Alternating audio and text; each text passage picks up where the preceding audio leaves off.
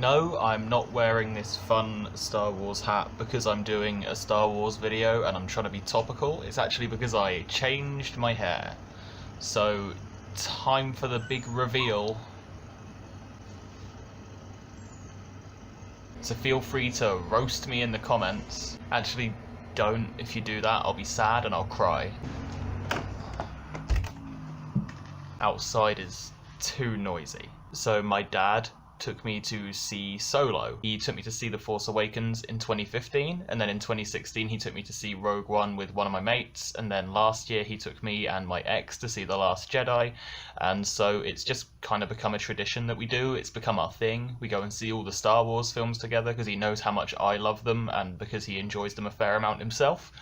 So that's our thing. And so obviously, recently, he took me to see Solo. And it's pretty good. I'm going to try and make this review pretty much spoiler-free, by which I mean there's going to be a bit at the end where I talk quite extensively about spoilers, but for the beginning part I'm going to try and avoid them entirely, so that, you know, I can give a spoiler warning when I get into the spoiler part and you don't have to have anything ruined for you. I also want to be clear that this is pure opinion. This is all just things that I think. I shouldn't need to make this disclaimer, but the reason that I am is because when I did my video on The Last Jedi, I mentioned that I thought that the writing was good. I said that I thought that it was a well-written film. And I had someone in the comments start trying to tell me that it was an objectively badly written film, that the writing was objectively poor, and I was pointing out that it is subjective and that your opinion on writing and how a film is written is just your opinion and it can vary and neither of you is really right or wrong. But this person was taking the high ground and saying that they were objectively right and that I was wrong to think that the film was well written, and so I just want to be clear here. This is opinion. I might be wrong about some of it. Jack Howard also did a video on Solo, and one of the criticisms that he kind of leveled against it was that it fails to justify its own existence. He said that with a film, especially in a franchise like Star Wars, when a film is made, you have to ask the question of, did this need to be made? And the film should justify itself by answering that question with a solid and strong yes, it did need to be made. And he argued that this film doesn't do that. It doesn't justify its own existence. And I would say that that's true, but I would also say that it doesn't need to justify its own existence. And I would say that nor does any film. Even in this franchise, I would say that no Star Wars film needs to justify the reason why it's been made. Just because it doesn't need to be made doesn't mean it's bad, and just because it does need to be made doesn't mean it's good. Like Attack of the Clones needed to be made to bridge the gap between Phantom Menace and Revenge of the Sith, and that was pretty bad. Return of the Jedi needed to be made to conclude the original trilogy, and that wasn't a very good film, in my opinion. Rogue One didn't need to be made just to answer the questions that were raised in the original trilogy, but it was made, and it was still a really good film and one of my favourites in the entire franchise. And the same with the animated shows, with Rebels and Clone Wars. They didn't need to be made. They didn't need to try and answer all of the questions that they did. They didn't need to try and fill in the timeline to the extent that they did. They didn't need to do that. They didn't really justify their own existence, but they do exist, and they're some of my favourite pieces of Star Wars content.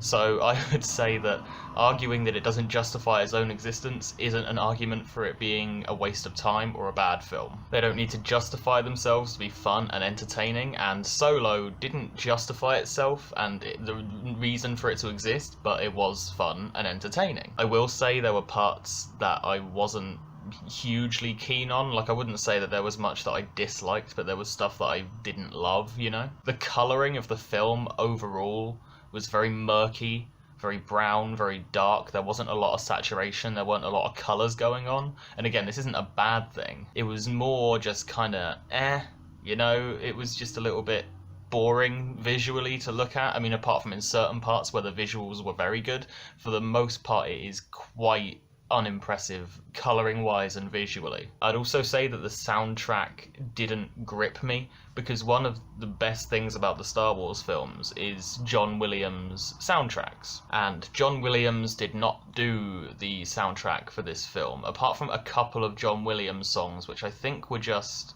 taken from the original trilogy. Apart from a couple of John Williams songs, the score was done by John Powell, I think. And John Powell is good at doing scores. The music in the film was good, but it doesn't have that very specific quality that John Williams scores have. Like with the films that John Williams has done scores for, they are one of the most important things about the film, I would say. Lots of people have said that John Williams scores are like the only good things about the prequels. His music that he did for Jaws is one of the reasons that it's such a good film. Same with like E.T. and Indiana Jones. Like, he's so good at what he does, he's such a good composer that I don't even need to tell you how good he is, because everyone already knows what an incredibly good composer he is and how important his soundtracks are.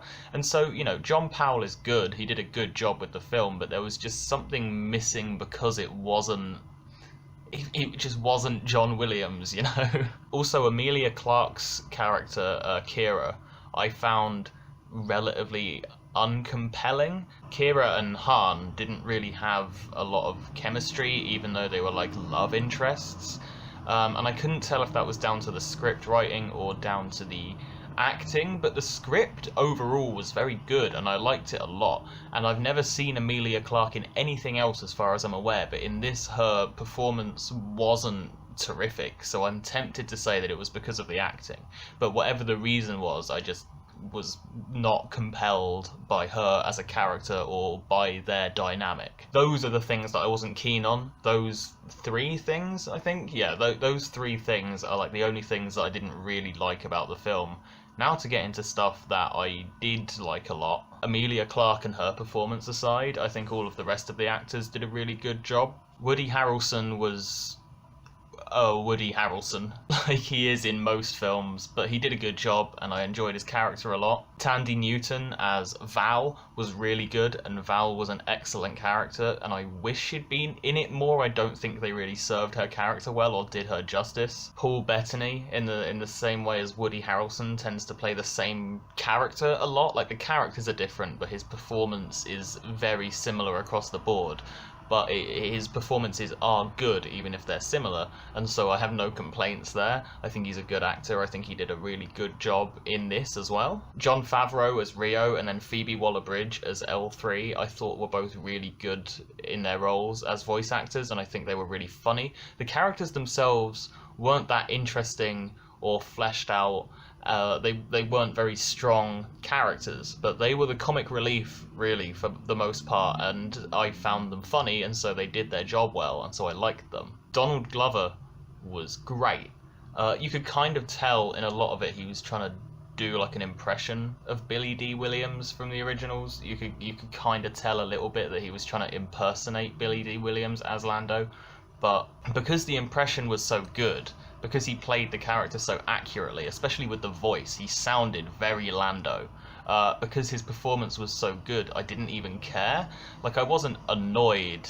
I wasn't sitting there going, God, he's just trying to be Billy D. Williams. I was sat there going, look at little Lando go. That's a good boy. He does a good performance. And then Han Solo was excellent. I had a lot of doubts about Alden Ehrenreich, for which I would like to apologise. Unlike Donald Glover, he very much wasn't trying to impersonate Harrison Ford. A lot of the time his voice did sound very Harrison Ford-y, but he very clearly wasn't trying to be him or really even emulate him that much in his performance. He doesn't look anything like Harrison Ford. For the most part, he doesn't sound like Harrison Ford, but he doesn't need to. It's a very unique performance of Han, but at the same time still feels like the character that we saw in the originals, which I think is great, and I'm very impressed that he managed to do that. I think he was one of the best performances in the film, if not the best performance in the film. I thought Alden did a great job. 10 out of 10. The plot was executed fairly well. It was engaging and it was easy to follow. There were a couple of pacing issues, I guess. A couple of scenes that dragged on for too long, but they weren't bad. It wasn't really an issue that I had, because pretty much at the exact moment where I started to think, okay, this is going on for a while, maybe speed it up. That moment when I had that thought was when it went on to something else and started doing something new and progressed. So I didn't ever really have a problem with it, and I know that I'll have even less of a problem with it, like the second and third and fourth times that I watch the film, because I do plan on watching it that many times. So yeah, there was a lot that I liked, not very much that I didn't like. The best parts were definitely the performances and the interactions between the characters, like Han and Lando and Han and Chewie, and those are the main ones. I thought those were really good. They were definitely the strongest part about the film, but overall it was just really strong as a film, really entertaining, really fun, very well made, very well executed, and I liked it a huge amount.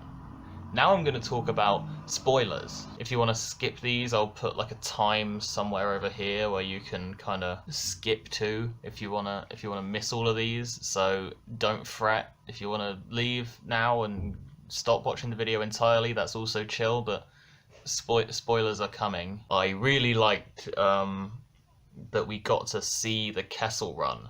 A lot of people that I've seen reviewing it have been like, did we really need to see the Kessel Run? Did that need to be in a film? No, it didn't. It didn't need to be in the film. But again, I don't think it needs to justify itself to be entertaining. I liked that it solved the discrepancy of Han in A New Hope saying, oh yeah, the Millennium Falcon is fast. She did the Kessel Run in 12 parsecs. I like how it showed that parsecs do refer to distance instead of time, but also showed how they only managed to execute that because the ship was fast and by being fast. I liked that it showed that. With Rogue One, they essentially went, we have some unanswered questions from the original trilogy, let's make a film, and in this film that we're going to make, we're going to try and answer some of them. And that's essentially what they did here. In Rogue One, they were like, we don't know why the Death Star has this exhaust port that is very easily compromised. We don't know where they got the Death Star plans from, but we're going to answer those questions. And in Solo, they were basically like, we don't know everything about the Kessel Run. People are confused by the fact that he's saying parsecs as if it refers to time instead of distance. We have these questions. Han said that he won the Millennium Falcon off of Lando. We don't have a story behind that. That's an open-ended statement that doesn't really have a resolution. Let's answer those questions. And I thought that was great, especially, like I said, the Kessel Run part of the film, which also visually is fantastic. Like, the Kessel Run segment of the film has some of the strongest and most impressive visuals in the entire film. I thought that it was the most visually impressive part in general, and I really liked it a lot. I loved that we got to finally have a canon scene in one of the films that wasn't a deleted scene, where we get to see Chewie rip somebody's arms off. I actually loved everything about Chewie in the film in general. Like, I loved his introduction. I thought it was really funny and really clever and really good. And I also liked his interactions with Han and watching their relationship grow. I just really liked that progression throughout the film.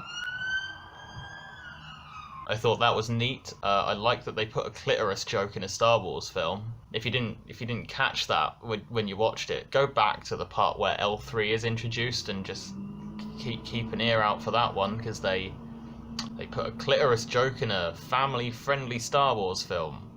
Finally, the content I've been waiting for. Now I'm going to talk about the big spoiler, like the main one that everyone's been talking about, but bear with me here, because you may or may not want to watch this part, depending on whether you've watched Clone Wars and Rebels. Obviously, if you've seen Solo, then this spoiler will be fine, and you can go ahead and watch it. But if you haven't seen the film yet, whether you know about this spoiler should really be determined by how familiar you are with the animated shows. If you have watched them, if you have watched Clone Wars and Rebels and you are familiar with what happens in them, then you don't have to watch this, because you already know what's going on with this character that I'm going to be talking about. If you haven't watched the shows and don't know what happens in them, you kind of should have this part spoiled for you. I saw an article, can't remember where, but somebody essentially said that this spoiler, this cameo that happens in the film, if you haven't watched or are familiar with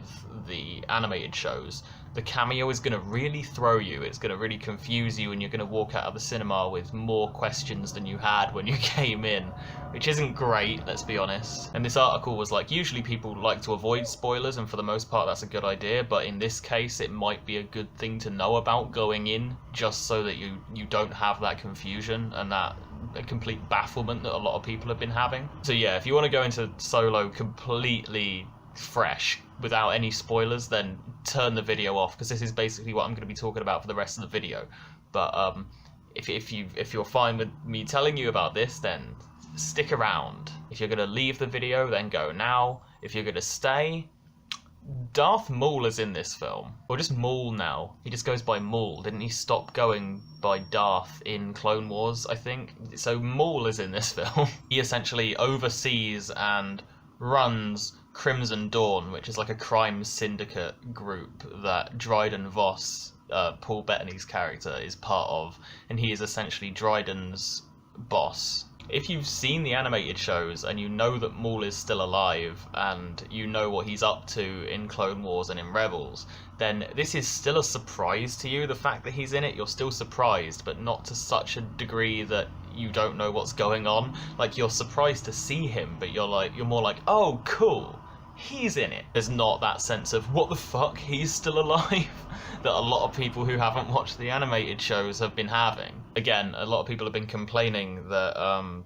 it confused fans who hadn't seen the animated shows, and it left people baffled. But here's the reasons that I think it was really cool and good to have him in the film. For one, it was a prequel reference, and for us prequel fans, we don't really get that much recognition in the new films. The prequels are like never referenced or mentioned at all. I'm still waiting for a new film to even reference Padme, but in this we get a very direct reference to the prequels, which I think is cool, and my favourite character from the prequels as well, which is excellent.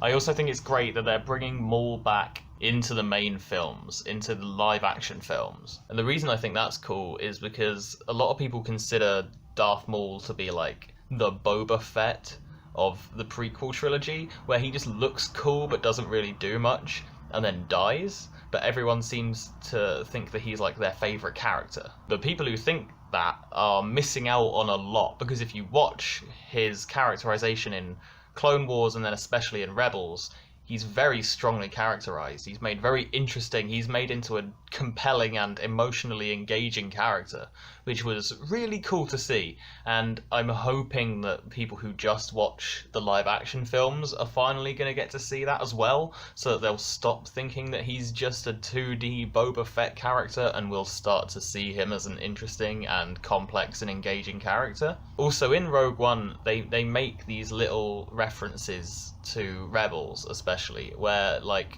Chopper appears in it and the Ghost, the ship, appears in it, and at one point they say Hera's name, I'm pretty sure. But it's just little nods to people who watch and like the animated shows, and that's pretty much what I saw Maul's inclusion in Solo as. I thought it was basically just a nod to people who really like the animated shows. Another thing that Jack Howard said in his video on it was that because he hasn't seen the animated shows, he had to go home after he'd watched the film and Google, like, is Maul still alive? What the hell was that about? And he said that you shouldn't have to go home after watching a film and Google it to see if it made sense. But I would argue with that by saying that Googling things isn't hard to do. Like, it isn't like he had to go home and watch all 6 seasons of Clone Wars and then all 4 seasons of Rebels to understand what happened in Solo.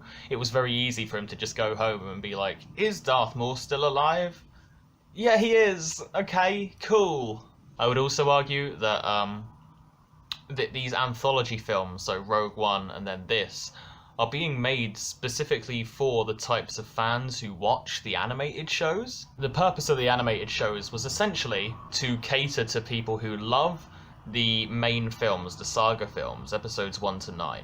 People who love those films, they wanted to give them additional material. They wanted to use this content to bolster the saga films and to kind of neaten the timeline up, slot everything into place so that like die-hard fans of the franchise can get a greater understanding of how the timeline fits together and how this world works and what the timeline of events is, and basically it's for people who are really invested in it already. And that's the purpose of these anthology films as well. It was the purpose of Rogue One, and it's the purpose of Solo. Like, the idea behind them is to give additional material to people who already love the main films. I think that's the reason that they're being made as standalone films that are entirely separate from the saga films. That's why they're being made kind of in between the saga films. That's why they're just being made kind of as extra content, because these anthology films are essentially just supplementary material. Exactly the same as the animated shows like Clone Wars and Rebels and Forces of Destiny, and then to like a lesser extent the comic books and the novels as well. All of it is just supplementary material. It's stuff to bolster the main films for fans of the saga films who want more content. Like, Rogue One obviously was made to entertain casual fans of the main films, of the saga films. Obviously those fans are meant to be entertained by the film and be able to enjoy it. The reason it was made to entertain them is obviously because it's such a high budget and strongly commercialized piece of content. You are going to get casual fans going to see it, and so you do need to cater to them to an extent. You do need to make sure that they're entertained. But largely, like I said, Rogue One was catered specifically to the kinds of fans who are watching the animated shows. It's exactly the same thing with Solo. Solo is just the latest piece of content in a huge collection of supplementary material that just serves as additional material. It just has a higher budget and more people know about it and more people are going to see it. So I would say that arguing that it disregards fans who aren't, gonna go out and watch the animated shows, I would say that that's not really a valid complaint. But also, I think one of the things that invalidates that as an argument, I think one of the reasons that it's unfair to criticize it on the grounds that people who don't watch the animated shows will be confused, I think that's unfair as a criticism because we had Rogue One. Like, Saw Gerrera, Forrest Whitaker's character in Rogue One, was a character exclusively from the animated shows.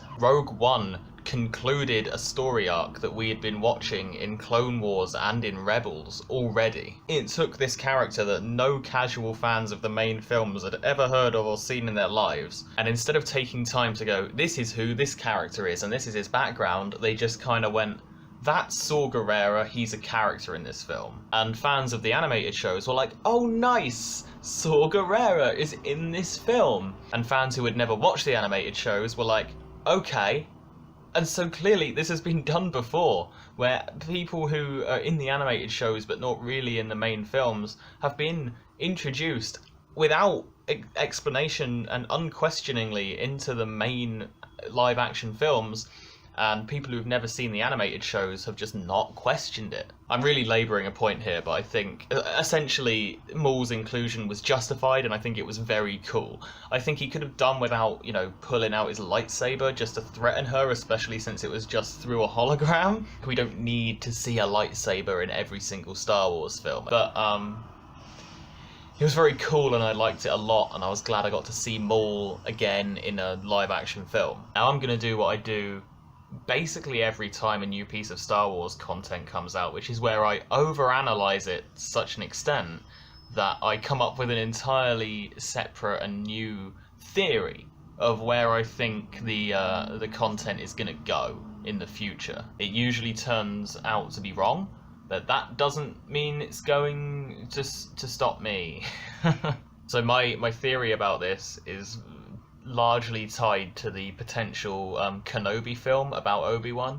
I don't actually know if that's still going ahead. I know there was kind of an announcement thing, and then I heard maybe that it had been cancelled or not, or maybe it was never going to happen in the first place. I never actually figured out whether or not it was going to be made. But I think it would be cool if it was. But it's suddenly become like a topic of discussion again, because after Solo came out and Maul was in it, I've seen people discussing whether or not Maul should appear in the Obi-Wan film, even though we don't even know if it's going to happen yet. The consensus seems to be that he shouldn't be in the Obi-Wan film because their reunion / final showdown thing was already shown in Rebels, and so having them meet in an anthology film prior to that would kind of compromise the timeline. But I think that Maul should be in the Obi-Wan film, but in a very specific way that doesn't compromise the timeline of the Rebels canon. We can't have Maul meet Obi-Wan, obviously, because, like I've just said, that would ruin the canon of Rebels, and that would not be great, and we don't want to do that. But having seen the animated shows, because Solo takes place between Clone Wars and Rebels, so having seen the animated shows, we know that during the time that Solo is set during, Maul is actively seeking out Obi-Wan to try and get his revenge. And we also know that now that we've watched Solo, that they've established a team-up between Maul and Qi'ra. We know that they're working together now, we know they're in cahoots. So I think if they make an Obi-Wan film, it would be really neat if we could see Qi'ra, like, pursuing Obi-Wan on Maul's behalf. Maul could either be completely absent from the film, or, in my personal preference, he would make, like, Solo-esque hologram appearances throughout the film, where he was, like, guiding Qi'ra or giving her advice or asking her how her progress is going. I essentially want, like, a cat and mouse thriller chase film about Qi'ra and Obi-Wan, with Maul overseeing the whole thing and basically acting as, like, the big boss guy. I think having a Qi'ra-centric film as well, I mean, obviously it would be an Obi-Wan film, but in my brain and how this is working, this would be very Qi'ra-centric. Obviously having a film like that would allow them to characterize her better and make her a stronger character than they did in Solo, because I thought that was one of the weaker things. Also, if they set up like a love-hate frenemy dynamic between Obi-Wan and Qi'ra, like maybe if she tries to lure him in by being nice and he falls for her and she wins him over, she wins his affections, but then she betrays him. Oh no. But before she betrays him, they could have a tryst, and maybe they could finally establish Rey as a Kenobi. What you have to realise is that because I became so obsessed with the Rey Kenobi theory to the point where I've made a video about it and then also talked about it in my last Jedi video, I'm going to try and make everything about that now. Like, I know that's not going to happen, but I can dream. I know that if they make an Obi-Wan Kenobi film, that's not what's going to happen in it, but I can pray that that is what happens in it as much as I want. That would be really neat, and that's what I want from it. Anyway, that was a tangent. Solo is a damn good film. Does it need to exist? No. Does it justify its own existence? No. Is it fun and entertaining? Yes. Does it do the franchise and the characters justice? Mostly, yeah, really well. Should you watch it? Yes. And I would say as well, specifically to watch it in the cinema, because it's very much a cinema film. A lot of the Star Wars films are, but I think this one especially, this and Rogue One, I think, are very cinematic films that you should go and see in the cinema. So go and watch Solo and watch Wonder Woman.